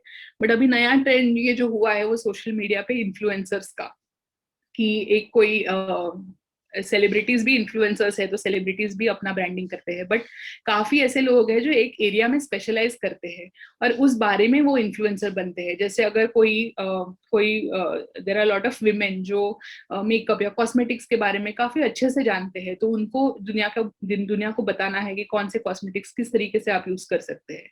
या फिर कोई अगर गैजेट्स या टेक्नोलॉजी के साथ बहुत अच्छा है, तो वो टेक्नोलॉजी रिलेटेड काफी चीजें लोगों को बताएगा कि कैसे करना है। तो इस बारे में आप इंस्टाग्राम पे भी डाल सकते हैं, आप यूट्यूब पे अपना खुद चैनल भी बना सकते हैं कि आप लोग आपको फॉलो करें। और यूट्यूब एक बहुत इंटरेस्टिंग मीडियम है, ना सिर्फ मोनेटाइजेशन का, क्योंकि यूट्यूब आपको पैसा भी देता है। अगर आपके एक लिमिट के बाहर सब्सक्राइबर्स हो गए तो आपको पैसा मिलना शुरू हो जाता है यूट्यूब से कंसिस्टेंटली, और काफी एड्स आपको मिलते हैं। आपके एक शो में अगर 1 या 2 मिनट का एड भी आपको दिखाना है या 30 सेकंड का भी एड आपको दिखाना है, तो जो कंपनीज रहती है वो आपको उसके लिए पे करती है। तो वो एक करियर बहुत ज्यादा इमर्जिंग है और बहुत इंटरेस्टिंग करियर है, क्योंकि जो लोग आर्ट और आर्ट रिलेटेड इश्यूज में इंटरेस्टेड है वो बहुत अच्छे से वो एक्सप्लोर कर सकते हैं। एडवर्टाइजिंग, जैसे मैंने बोला कि क्रिएटिव एडवर्टाइजिंग है, तो बहुत एक इंटरेस्टिंग करियर ऑप्शन तो है ही। बट उसके अलावा अभी एक नया बहुत इंटरेस्टिंग एरिया हुआ है जिसमें मैं भी अभी काम कर रही हूँ, वो है स्ट्रेटेजिक कम्युनिकेशंस का। तो अगर एक इंस्टीट्यूशन है, अगर कोई ऑर्गेनाइजेशन है, तो वो किस तरीके से लोगों के साथ कम्युनिकेट उसने करना चाहिए, अपने इंटरनल स्टेक होल्डर्स और एक्सटर्नल स्टेक होल्डर्स के साथ। जैसे अभी स्कूल है तो स्कूल के बच्चे, स्कूल के पेरेंट्स, उनका जो इंटरनल कम्युनिकेशन है वो, और बाहर के लोग जैसे एक्सटर्नल स्टेक होल्डर्स जिनको बोलते हैं, जो शायद वो स्कूल में जाना चाहते हैं या एडमिशंस लेना चाहते हैं। तो किस तरीके से अपना कम्युनिकेशन होना चाहिए, किस तरीके से मेल्स जाने चाहिए, किस तरीके से अपना वेबसाइट का कंटेंट होना चाहिए। या फिर बड़ी बड़ी कंपनियां जो रहती है, जैसे मैंने बोला अपना ब्रांड और अपने मार्केटिंग के लिए वो स्ट्रेटेजिक कम्युनिकेटर हायर करती है। तो ये स्ट्रेटेजिक कम्युनिकेशंस बहुत अच्छा हाई पेइंग जॉब है और एट द सेम टाइम बहुत एक नया फील्ड भी है, क्योंकि उसमें काफी कुछ करने जैसा है। आप एक आध ब्रांड को पूरी तरीके से सिर्फ आपके कंटेंट के हिसाब से बना सकते हो और ब्रांड कर सकते हो। तो उसके लिए क्या कोर्सेस है, तो जैसे मैंने बोला इसके लिए भी आप बीएमएम कर सकते हैं। उसमें काफी बार एडवर्टाइजिंग और पब्लिक रिलेशंस में स्पेशलाइजेशंस होते हैं, या फिर एमए कर सकते हो एडवर्टाइजिंग एंड पीआर में। फिर डिप्लोमा प्रोग्राम्स भी है जो एडवर्टाइजिंग और मार्केटिंग के बारे में आपको जानकारी देते हैं। और डिजिटल मार्केटिंग स्पेशली बिकॉज आजकल बहुत सोशल मीडिया और ऑनलाइन मार्केटिंग चालू है, तो उसके बारे में काफी प्रोग्राम्स, इवन ये सब जो ऑनलाइन लर्निंग प्लेटफॉर्म्स है जैसे अपग्रेड वगैरह, उसके ऊपर भी बहुत अच्छे अच्छे प्रोग्राम्स कुछ यूनिवर्सिटीज ऑफर करते हैं। और ऑब्वियसली एमबीए इन मार्केटिंग और एडवर्टाइजिंग भी है। अभी जस्ट एक 5 मिनट में मैं बोलूंगी कि इतने करियर्स के बारे में हमने जानकारी ली, तो एक बहुत इजी और ऑब्वियस सवाल ये है कि एडवांटेजेस क्या है और चैलेंजेस क्या है। मैं नहीं कहूंगी डिसएडवांटेजेस, बिकॉज ऑब्वियसली हम किस तरीके से वो चीज लेते हैं उसके ऊपर डिपेंड करता है कि हम उसमें क्या चैलेंजिंग फाइंड करते हैं। बट एडवांटेजेस मैं एक समझती हूँ मीडिया में, या मीडिया एडवर्टाइजिंग कोई भी करियर है उसके रिलेटेड, तो उसमें सबसे ये है कि फ्लेक्सिबल वर्क टाइमिंग्स, क्योंकि आप 9 to 5 वो टिपिकल जो काम होता है, जब आप सुबह उठते हो 9 बजे ऑफिस जाते हो, 5 बजे आपका ऑफिस छूट के आप घर पे आते हो, रोज रोज रोज 5 days a week आप ये काम करते रहते हो, सेम सेम काम करते रहते हो मोस्टली, वो मोनोटनी नहीं है। इसीलिए वर्क टाइमिंग्स फ्लेक्सिबल है, but at the same time वो एक तरीके से चैलेंज भी हो जाता है, बिकॉज कभी कभी लॉन्ग वर्किंग आवर्स रहते हैं, आप कभी कभी 10-12 घंटे या उससे ज्यादा भी कभी कभी काम करते हैं। फिर आपको जो एरिया पसंद है, यूजुअली मीडिया में ऐसे ही लोग जाते हैं जिनको वो काम करना बहुत पसंद है, और जो बहुत न्यूज के बारे में या इन्फॉर्मेशन के बारे में या कम्युनिकेशन के बारे में पैशनेट है, तो वो आपका पैशन उस तरीके से फॉलो कर सकते हो, आपको बहुत पसंद आएगा ऐसा काम है, और बहुत क्रिएटिव फील्ड है, तो आप एवरी डे आपका नया नया आइडियाज उसमें ला सकते हो, और उसके लिए बहुत नए आइडियाज आप जो लाते हो टेबल पे उसको बहुत वैल्यू दिया जाता है ये फील्ड में। रेम्यूनरेशन, अगर आप अच्छे से ये फील्ड क्रैक करते हो और अगर अच्छे से अपॉर्चुनिटीज एक्सप्लोर कर पाते हो, तो एक डिसेंट रेम्यूनरेशन आपको मिलेगा। मैं ये नहीं कहूंगी कि ये रेम्यूनरेशन कोई एमबीए डिग्री लेने के बाद जितना आपको एक फाइनेंस के करियर में, या फिर आप डॉक्टर बन जाओगे तो जितना मिलेगा उतना मिलेगा, बट ये इसमें मिलने वाला सेटिस्फैक्शन उससे शायद 10 गुना ज्यादा होगा। तो बट ऑब्वियसली अगर आप अच्छे से ये फील्ड एक्सप्लोर करते हो और आपको पता चलता है कि इसमें क्या अपॉर्चुनिटीज और पॉसिबिलिटीज है, तो एक डिसेंट रेम्यूनरेशन आप मिला सकते हो। और जैसे मैंने कहा क्रिएटिव थिंकिंग, क्योंकि एवरी डे आप किसी नई खबर पे काम कर रहे हो, एक नई स्टोरी या नई आइडिया पे काम कर रहे हो, तो उसमें भी बहुत पोटेंशियल है।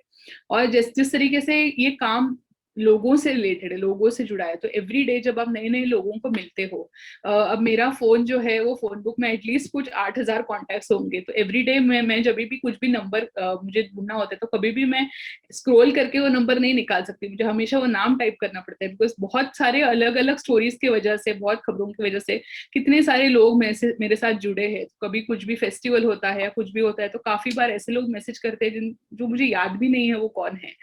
तो बहुत अच्छा लगता है, बहुत अच्छा करियर है, क्योंकि एवरी डे आप किसी और से बात कर रहे हो, उनकी लाइफ की तरह का पर्सपेक्टिव, लाइफ की तरफ का पर्सपेक्टिव, या उनका ओवरऑल अप्रोच चीजों के बारे में वो जान के ले रहे हो। तो कहीं जाने की जरूरत नहीं लोगों से बात करने के लिए, रोज आपके करियर के थ्रू ही आप लोगों से इतने जुड़े हुए हो कि काफी कुछ चीजें समझ में आती है आपको उस दौरान। चैलेंजेस क्या है, तो सबसे बड़ा चैलेंज जैसे मैंने बोला कि लॉन्ग वर्किंग आवर्स, अनप्रेडिक्टेबिलिटी की आप के लिए आपको प्रिपेयर्ड होना पड़ेगा। रोज आपका प्लान, आपका दिन आप 2 दिन या 3 दिन एडवांस में प्लान नहीं कर सकते हो, काफी बार आपको छोटे छोटे कॉम्प्रोमाइजेस करने पड़ते हैं कि आपके इंपॉर्टेंट डेज है, या फिर किसी का बर्थडे है, या किसी का कुछ फैमिली इवेंट है, तो कभी कभी कुछ काम लास्ट मिनट आ सकता है। स्पेशली अगर आप टीवी जर्नलिज्म में हो, टीवी मीडिया में हो, तो आपको कॉन्स्टेंटली अपडेटेड रहना पड़ता है। प्रिंट मीडिया में भी वो है, बट टीवी में आप एक्चुअली फील्ड पे, रोड पे होते हो, तो आप ऑल द टाइम आप ट्रैवल करते हुए होते हो, तो कहीं पे भी आप वेकेशन पे भी जाते हो, कुछ भी छुट्टी लेते हो, फिर भी आपको हमेशा अपडेटेड रहना पड़ता है। आप अभी फोन की वजह से, व्हाट्सएप की वजह से हर समय खबरें आती रहती है, वो हमेशा चेक करते रहना होता है, दूसरे पेपर्स पढ़ने पड़ते हैं, चैनल्स देखने पड़ते हैं। ग्रोइंग कंपटीशन ये बहुत बड़ा चैलेंज है, क्योंकि काफी बच्चे आज ये मीडियम में आ रहे हैं, अट्रैक्ट हो रहे हैं, और उससे कंपटीशन भी बढ़ रहा है। जितने चैनल्स आ रहे हैं, जितने न्यूज़पेपर्स आ रहे हैं, जितने सोशल मीडिया या ऑनलाइन प्लेटफॉर्म्स बढ़ रहे हैं, उतना ज्यादा कंपटीशन भी उसमें बढ़ रहा है, क्योंकि लोगों को उसके साथ बहुत अट्रैक्शन भी है एक तरीके से। जिस तरीके से मीडिया एनवायरनमेंट डायनामिक है, वो डायनामिक मीडिया एनवायरनमेंट में आपको काम करने की आदत लगनी चाहिए। ऐसा नहीं होना चाहिए कि आप आज कुछ स्किल सीख गए हो और वो स्किल आप नेक्स्ट 20 ईयर्स 30 ईयर्स यूज करोगे। वो स्किल हमेशा बदलते रहने वाले हैं। जैसे टेक्नोलॉजीज नए नए आ रहे हैं, आपको वो टेक्नोलॉजी सीखने की जरूरत है और आप खुद को अपस्किल करने की जरूरत है, खुद को ट्रेन और रिट्रेन करने की जरूरत है। तो वो माइंडसेट के साथ अगर आप जा रहे हो तो मीडिया आपके लिए इजी करियर होगा। अगर आपने सोचा कि मैं कुछ चीज सीख लूंगा और वो 20 या 30 साल वही रिपीट करूंगा, तो शायद ये बहुत चैलेंजिंग हो सकता है, क्योंकि फिर आप जो सीखे हो वो शायद कुछ सालों में रिडंडेंट हो सकता है, उसके वो रिप्लेस हो सकता है किसी और चीज के साथ। और जैसे मैंने बोला, लॉन्ग वर्किंग आवर्स के साथ एक वर्क लाइफ बैलेंस का चैलेंज आता है कि हम हमारे फैमिली और अपना इमोशनल हेल्थ और वेलबींग किस तरीके से अच्छा इमोशनल हेल्थ और वेलबींग इंश्योर करें अपने जॉब के साथ और अपना जॉब सेटिस्फेक्शन के साथ। सो इसी के साथ मैं मेरा बहुत लॉन्ग और लेंथी कॉन्वर्सेशन और टॉक खत्म करूंगी। Over to you Khadija. Okay, thank you, ma'am. It was really an interesting session. So we will take the questions now. Sure. First question is there any way that I can earn some bucks doing part-time in media and advertisement? Yes, it's a very broad question, but yes, there are a lot of part-time opportunities. So अभी काफी लोग freelancing कर रहे हैं, wherein you are not associated as a full-time worker with any media organization, but आप काफी काफी बार अलग अलग न्यूज़पेपर्स को या अलग अलग वेबसाइट्स को स्टोरीज पिच करते हो। आप बोलते हो कि मेरे पास एक आइडिया है स्टोरी के लिए, और वो आपको हाँ बोल देते, तो आप उनके लिए स्टोरीज लिख सकते हो। या वीडियो एडिटिंग या वीडियो क्रिएशन, ये सब भी फ्रीलांस अपॉर्चुनिटीज है। तो आप जब भी आपको चाहिए तभी आपको कर सकते हो। तो there are a lot of opportunities even for part time work, even for marketing. I would say कि मार्केटिंग के लिए भी सोशल मीडिया मैनेजमेंट है या फिर सोशल मीडिया ब्रांड मार्केटिंग है। जैसे आप किसी पॉलिटिकल पार्टी का या किसी कॉर्पोरेट का सोशल मीडिया मैनेज कर रहे हो, तो वो एक तरीके से पार्ट टाइम किया जा सकता है। अगर आप उतने कमिटेड हो, अगर आप अपना एग्जिस्टिंग काम और वो काम बैलेंस कर सकते हो, तो वो भी किया जा सकता है। Okay, thank you, ma'am. Next question. क्या अभी से एंकरिंग शुरू कर सकते हैं 10th स्टैंडर्ड के बाद? ओ वाओ, वो तो बहुत इंटरेस्टिंग होगा। सो आप अगर यूट्यूब पे जाएंगे तो देखेंगे तो काफी छोटे छोटे बच्चे जो अभी स्कूल में हैं वो काफी इंटरेस्टेड होते हैं और एक्साइटेड होते हैं एंकरिंग करने के लिए।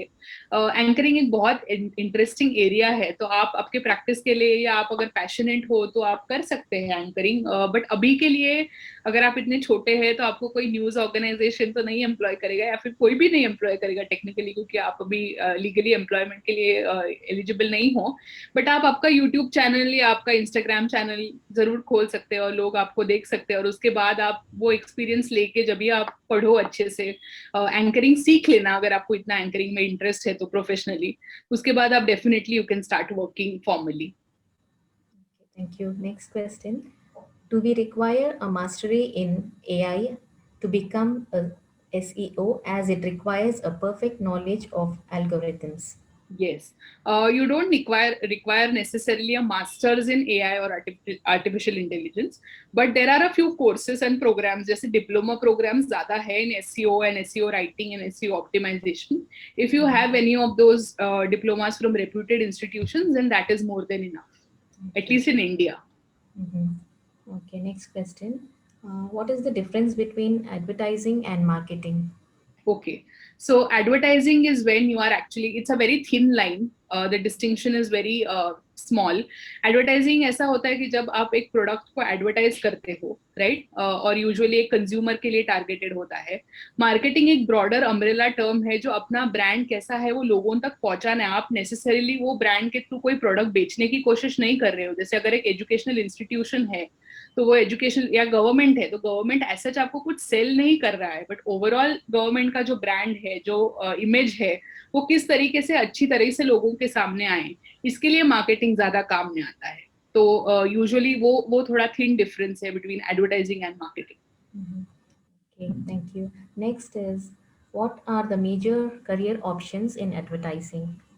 I think we have already covered Yeah. more or less. So Yes, but I mean, if you're interested in knowing more, there are a lot of channels that are available on YouTube that are अगर आप एक simple Google search भी करते हो तो आपको even international context में क्या क्या अभी digital advertising के मतलब area में काफी नए नए careers आ रहे हैं, तो शायद आप वो explore कर सकते हो, क्योंकि अभी newspaper ads या फिर print ads से ज्यादा, जिसे हम प्रिंट में जो एडवर्टाइजमेंट छप के आते हैं उसे मेन लाइन एडवर्टाइजिंग कहते हैं, और जो डिजिटल में आते हैं उसको डिजिटल एडवर्टाइजिंग कहते हैं। तो आप डिजिटल एडवर्टाइजिंग के बारे में जरूर पढ़ना, और वो बहुत एक इंटरेस्टिंग और बहुत क्रिएटिव फील्ड भी है। Thank you ma'am. Next is how to become a social media manager. How to become a social media manager, like I said, in terms of qualification, as long as you have any bachelor, masters or a diploma course in social media management, that is more than enough. Sometimes even a journalism degree or a diploma with some experience in journalism and writing or communication is good enough to become a social media manager. Only thing is, आप जिसके लिए social media management कर रहे हो, like अगर political party के लिए कर रहे हो, एजुकेशनल इंस्टीट्यूट के लिए कर रहे हो, या किसी कॉर्पोरेट के लिए कर रहे हो, वो इंडस्ट्री के बारे में आपको जानकारी होना बहुत जरूरी है। जैसे एजुकेशन है, अगर हॉस्पिटल है तो हेल्थ है, तो उस तरीके से आप अच्छे से वो उसका कंटेंट बना सकते हो और लिख सकते हो उनके लिए। Okay. Okay, next question. How important is the mentorship in this field? Like a very very fresher, as soon as he finishes the course degree, can he just straight away join or कुछ training कुछ लेना पड़ता है या कुछ mentorship Mentorship is program very, होते very हैं? important. Mentorship is a very, very crucial aspect of anything related to journalism and communications.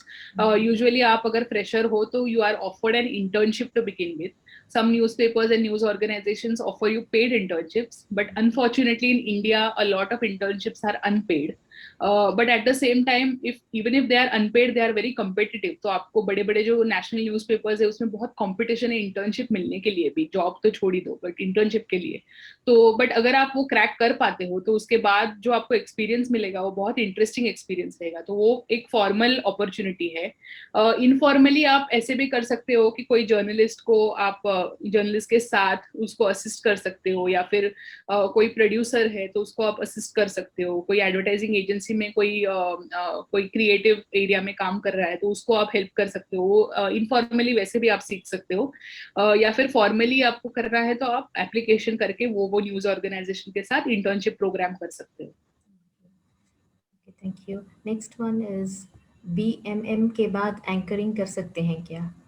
हाँ, कर सकते हैं। तो कोर्स जैसे मैंने आपको बोला कि डिग्री एज सच इतना रेलेवेंट नहीं है, लेकिन एक चीज ऐसा है कि सिर्फ बीएमएम मतलब आपने पास किया है और उसके बाद इमीडिएटली आप अगर एंकरिंग करना चाहते हो तो थोड़ा डिफिकल्ट होगा, क्योंकि एंकरिंग के लिए रिक्वायर्ड जो टेक्निकल स्किल्स है वो आनी बहुत जरूरी है। तो उसके लिए मैं रिकमेंड करूंगी कि कोई डिप्लोमा या मास्टर्स प्रोग्राम आप करो, जिसमें आपको बेसिक सिखाया जाएगा कैसे वीडियो प्रोडक्शन होता है, किस तरीके से बात करनी है, किस तरीके से सेटअप होता है प्रोडक्शन का, वो सब चीजें उसमें सिखाई जाती है। तो उसके बाद आपके लिए ज्यादा इजी रहेगा अगर आपको एंकरिंग में इंटरेस्ट है तो।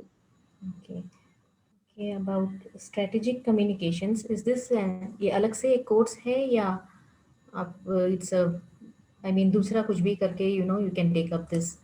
There are some specialised courses, but India में स्ट्रेटेजिक कम्युनिकेशंस के ऐसे स्पेसिफिक कोर्सेज नहीं है, बट ओवरऑल स्ट्रेटेजिक कम्युनिकेशंस या एमबीए कम्युनिकेशंस में भी सिखाया जा सकता है, या मास्टर्स इन कम्युनिकेशंस में एक मॉड्यूल यूजुअली होता है। स्ट्रेटेजिक कम्युनिकेशंस के लिए भी एक चीज जो सबसे जरूरी है वो वर्क एक्सपीरियंस होता है। तो यूजुअली आप जब भी बहुत फ्रेशर हो या नए नए हो तभी ज्यादा स्ट्रेटेजिक कम्युनिकेशन रिलेटेड रिस्पॉन्सिबिलिटीज आपको नहीं मिलेंगे, क्योंकि जहाँ पे जो लोग आपको एम्प्लॉय करेंगे, जो कंपनीज या कॉर्पोरेट्स या कोई भी है, तो वो ये देखेंगे कि आपको वो इंडस्ट्री के बारे में और प्लस मीडिया के बारे में कितनी जानकारी है। तो अगर मैं किसी हॉस्पिटल का कम्युनिकेशंस मैनेज करने के लिए मुझे अगर या किसी बड़े बड़े एनजीओ का कम्युनिकेशन मैनेज करने के लिए अगर मुझे वो रखते हैं, तो मुझे वो एनजीओ सेक्टर के बारे में भी उतना जानकारी होना चाहिए और उतना काम मैंने देखा हुआ होना चाहिए, और प्लस मुझे कम्युनिकेशन के बारे में भी उतनी जानकारी होनी चाहिए। तो थोड़ा वो मिड करियर जैसा करियर है। आई मीन इमीडिएटली कोई अपना करियर स्ट्रेटेजिक कम्युनिकेशन के साथ यूजुअली शुरू नहीं करता है।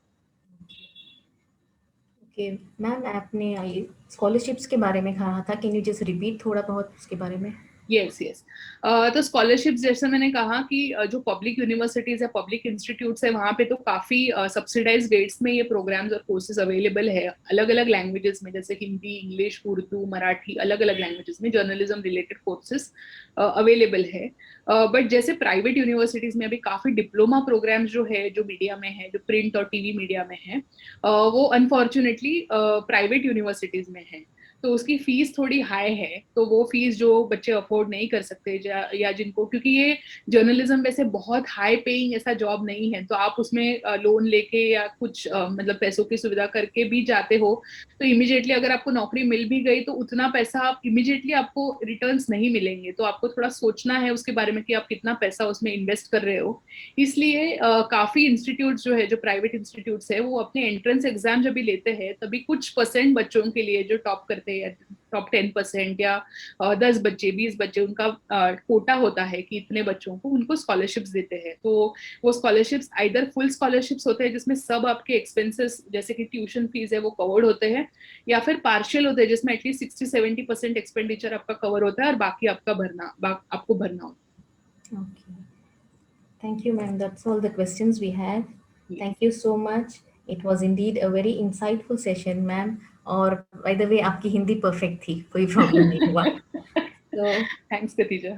so I'm sure the attendees will have a clear understanding on the courses and opportunities available in this field of advertising and media.